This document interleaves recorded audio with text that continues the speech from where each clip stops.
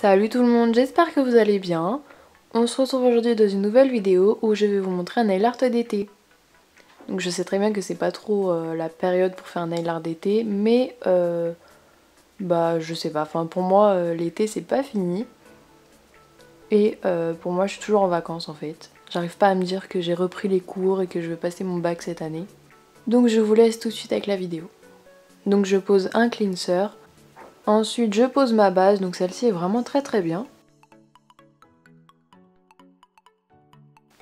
Puis je pose un vernis blanc, donc il va faire office de base pour le nail art. Donc comme d'habitude je le pose en deux couches. Donc puisque j'ai tourné cette vidéo vers 18 h, j'avais peur qu'il fasse nuit quand j'allais refilmer. Donc du coup j'ai mis du top coat pour que ça sèche beaucoup plus vite et je vous recommande vivement de faire ça. Donc ensuite je viens prendre des stickers, donc c'est des sortes de lignes, comme des stripping tape en fait, mais en beaucoup plus large. Donc je vous laisse regarder comment je les positionne. Bien évidemment, moi je les positionne comme ça, mais vous faites comme vous voulez et vous prenez les couleurs que vous voulez. Et donc pour accompagner ces stickers, je viens prendre un vernis bleu ciel de chez Kiko qui est le numéro 340. Avec celui-ci, je viens prendre un vernis jaune, donc toujours de chez Kiko, et c'est le numéro 355.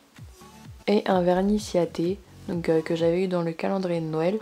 Donc c'est un sorte de rose qui tire vers le rouge. Et donc j'ai divisé mon ongle en 3 parties, donc je vais remplir ces 3 parties avec ces 3 vernis. Donc faites bien attention que vos stickers soient bien collés, surtout sur les bords.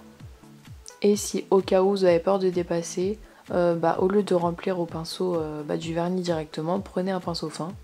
Donc je pense que vous l'avez remarqué dès le début de la vidéo, donc sur la photo, que je me suis cassé un ongle. Donc c'est moche, c'est clairement moche. J'ai réduit mes ongles pour que ça se voit un tout petit peu moins.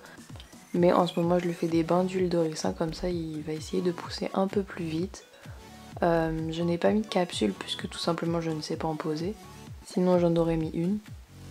Donc si vous avez des petits conseils pour faire pousser les ongles un peu plus vite, à part l'huile de ricin, je suis preneuse.